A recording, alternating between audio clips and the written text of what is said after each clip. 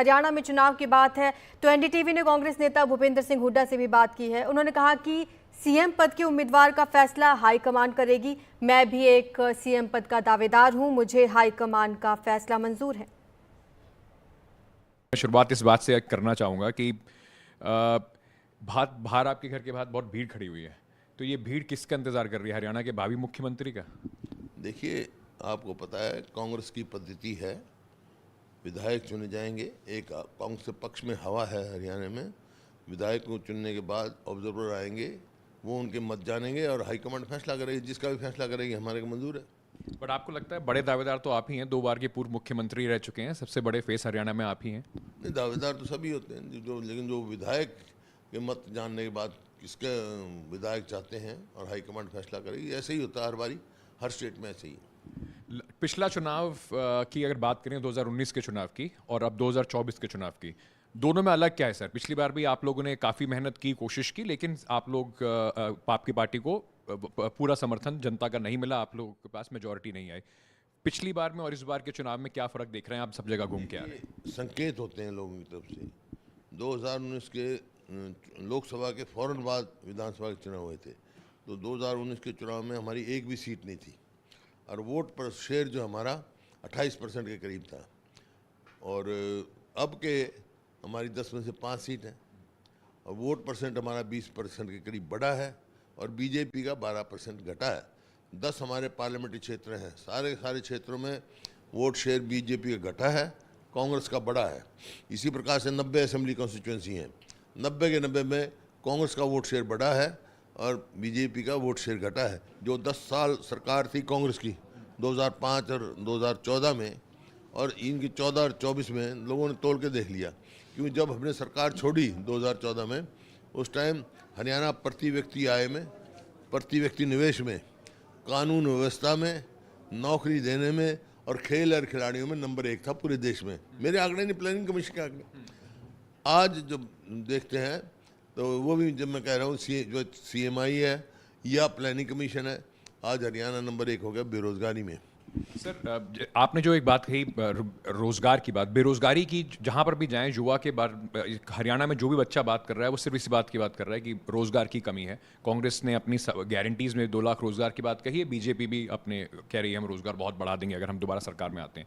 लेकिन एक बात जो कहीं मुझे बार बार सुनाई पड़ी और लोग बात कही, जो लोग बातें कहते रहे कि कांग्रेस के टाइम में रोजगार तो मिल जाता है लेकिन खर्ची पर्ची वाला रोजगार मिलता था, वो क्या आपको लगता है कहीं डैमेज करेगा? लोग तो कोई नहीं कह सकते, ये बीजेपी कह रहे हैं, क्योंकि ये अपने को जो इनकी कमी थी छुपाने के लिए दूसरों को कर रहे हैं। कौशल रोजगार निगम लगा रखा है, इसमें कॉन्ट्रैक्ट पे करते हैं, लेते हैं ठेके पे। हमने तो ठेकेदारी सिस्टम बंद किया था, ये सरकार खुद ही ठेकेदार बन रही है। इसमें ना तो मेरिट है, ना रिजर्वेशन है, ना पेंशन है, ना पक्की है। जब मर्जी कॉन्ट्रेक्चुअल सर्विस को जब मर्जी छुट्टी कर दो। तो ये लोग युवाओं के भविष्य के साथ खिलवाड़ कर रहे हैं। सर, ये जो आपकी जो घोषणाएं हुई उसको लेकर एक बार बार सवाल उठता रहा कि फाइनेंस कहाँ से आएंगे? हरियाणा के जो हरियाणा कांग्रेस की जो और जगह पे सरकारें हैं वहाँ पर भी अभी काफ़ी समस्या है फाइनेंस की, तो हरियाणा फाइनेंसेस कहाँ से लाएगी इन सारी योजनाओं को पूरा करने के लिए? ये बीजेपी कहाँ से लाएगी? जो हमने जैसे ही हमने 7 गारंटी शुरू करी, उनकी नकल उन्हें उतार दी। वो जब हमने करी जब तो कह रहे थे ओहो ये तो बड़ी फाइनेंशियल वो क्राइसिस आएगा। अब इन्होंने की है, ये कहाँ से करेंगे? हमारा मैनिफेस्टो देखो आप, 2005 का देखो, 2009 का देखो, 100 के 100% हमने पूरे किए जो वायदा किया। और इनके उठा लो 2014 का, 2019 का, कोई वायदा पूरा नहीं किया इन्होंने।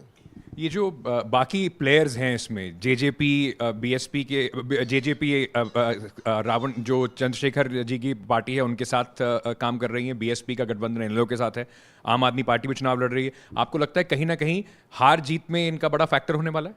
नहीं, आपने लोकसभा का नतीजा देखा, सभी चुनाव लड़ रहे थे उस लोकसभा में भी, लेकिन 5 सीट आई कांग्रेस की, 5 आई ये, और इनका जो एक आधी पार्टी का 1% से के करीब शेयर आया। तो कहाँ उनकी वो? लोग बहुत, हरियाणा के वोटर बहुत समझदार हैं, वो अपनी वोट व्यर्थ करने वाले नहीं हैं।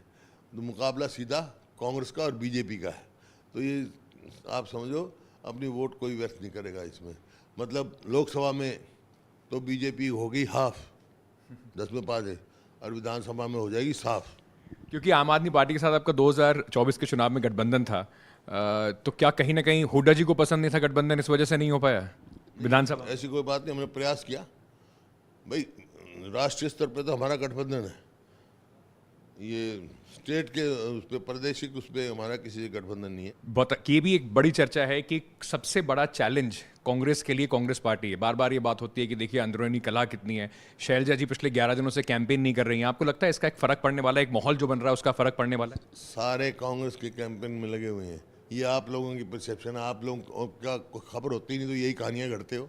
11 दिन से दिखाई नहीं पड़ रही। कांग्रेस एक दिखाई दे जाएंगे जब जाएंगे, कोई कहीं जहाँ पे होगा, इसमें क्या बात है? जो आपके साथ दिखाई देंगी?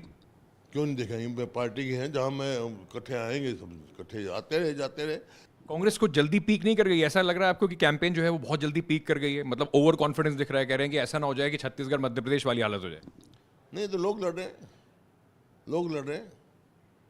बीजेपी किसके चेहरे पे लड़ रही है सर? खट्टर जी के 9.5 साल पर, नायब सैनी के 6 महीने पर, या मोदी जी का नाम ही चलेगा यहाँ पे? ऐसा है, लोगों का है, इन्होंने चेहरा बदला ये सोच के एंटी इनकम्बेंसी है उनके खिलाफ, लेकिन ये चेहरे बदलते रहेंगे। लोगों ने फैसला कर लिया इनको बदलेंगे। किरण चौधरी जी बीजेपी में चले गई हैं, और वो खट्टर साहब कह रहे हैं शैलजा जी को भी बीजेपी में बुलवा लेते हैं। वो भी तैयार बैठे हुए, उन्हें ऑफर दे रहे हैं कि आ जाइए आप बीजेपी में आ जाइए। शैलजा जी कांग्रेस परिवार से हैं, हमारी वरिष्ठ नेता है। ये भाई ऐसी जब भी तो ये करते हैं, ऐसी बातें, नकली बातें करते हैं। आखिरी सवाल सर, 8 तारीख को पेटियां खुलेंगी, तब पता चलेगा किसको कितने मिल रहे हैं। आपकी क्या उम्मीद है, कितनी सीटों पर हुड्डा जी बिल्कुल कॉन्फिडेंट इस समय बैठे हैं कि इतनी सीटें तो हमारी आ ही रही हैं? भारी बहुमत से कांग्रेस बन रही है।